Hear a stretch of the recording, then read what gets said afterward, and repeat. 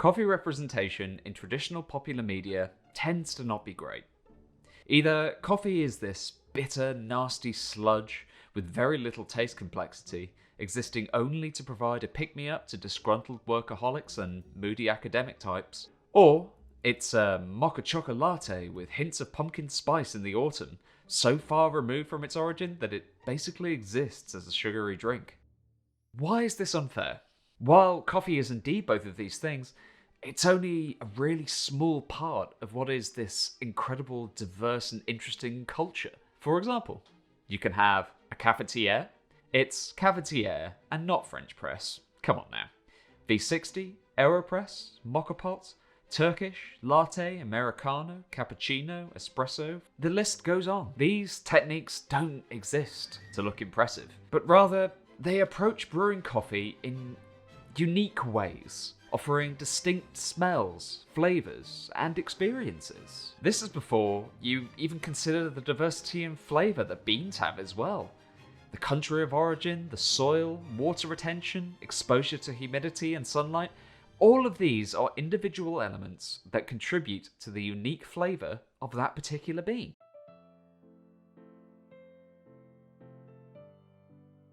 The history and culture of coffee is so deep, and it's a rabbit hole that can really grab you by the ankles and just pull you in. But what if you want to up your coffee game? What if, like Neo, you want Morpheus to show you how deep that rabbit hole goes? In the UK, our coffee culture isn't necessarily as historically relevant as in France or Italy or Turkey, say, just due naturally to our association with tea. But there's definitely been a shift in the last 30 years or so, where we've moved from tea drinkers with occasional dabbles in instant coffee to a country of coffee lovers.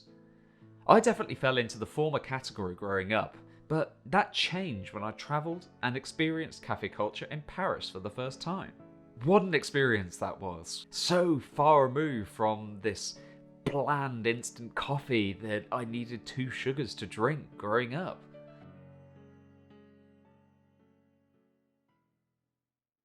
So, with that said, if you've only ever interacted with the world of coffee through instant coffee brands such as Nescafe, I'd like to offer a couple of recommendations, if I might, to help you really approach the culture of coffee in a new way and help you really experience coffee for the first time, mindfully and intentionally.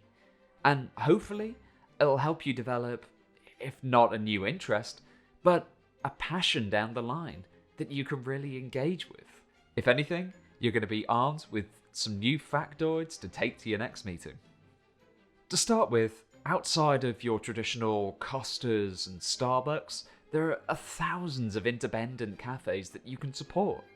They will likely offer you a much better quality of drink, a better customer experience, and introduce you to flavors that you may never have considered or were too afraid to try. Spark up a conversation with the barista there.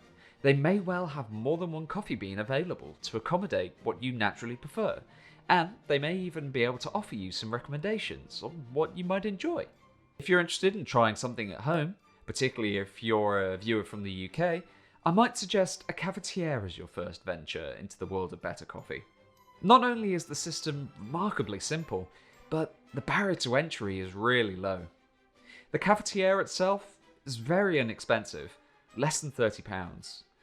Otherwise, all you need is a kettle, and the coffee itself in this method is readily available. A quick note on beans and grind. As I mentioned this earlier, you may have had a sense of foreboding. Beans and grind are incredibly important, and different coffee brewing methods requires a different grind. Grind is considered on a scale of coarse to fine. Coarse grinds are used more for instant coffee and cafetieres, whereas fine grinds are generally for more espresso-based drinks and on the finest end of things for Turkish coffee. It's vital that you use the right grind for the brewing method you wish to do. Usually it's going to tell you on the bag what the bean has been ground for to make it super helpful and easy for you to understand. Finally, most coffee people advise that you grind your own beans. And yes, you should definitely do that. in time. But don't let that coffee snobbery stop you from really experiencing coffee in the first time. If you want to experiment with a new brewing method, go to the shop and pick up a bag of pre-ground coffee. Anyway, one bag that I really like that's readily available in the UK for cafetiers is Taylor's of Harrogate. I drank this for years before moving on to the other methods. The next method that may be worth trying is a mocha pot, just like one of these.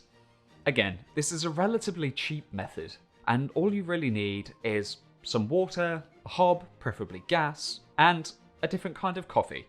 So it's slightly finer than cafetiere coffee, but not quite as fine as espresso. Do a bit of Googling online and you'll find which grind is going to be best for the mocha pot. After that, the world is your oyster. You can go and experiment with all of the other coffee brewing methods available. But it's definitely worth giving some a go and seeing which ones you enjoy the most. Personally, I've settled on espresso. So I've got my espresso machine back here. I grind my own beans personally now. I've recently picked up a hand grinder for that, and that's been fantastic, if not a little laborious. But I'll definitely be moving into an electric grinder at some point soon. And perhaps I'll do a review on that when it arrives as well.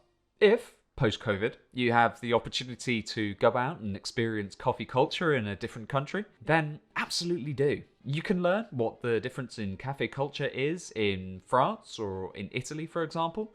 See how the Turkish make their coffee traditionally, and even in South America, they have their own methods again.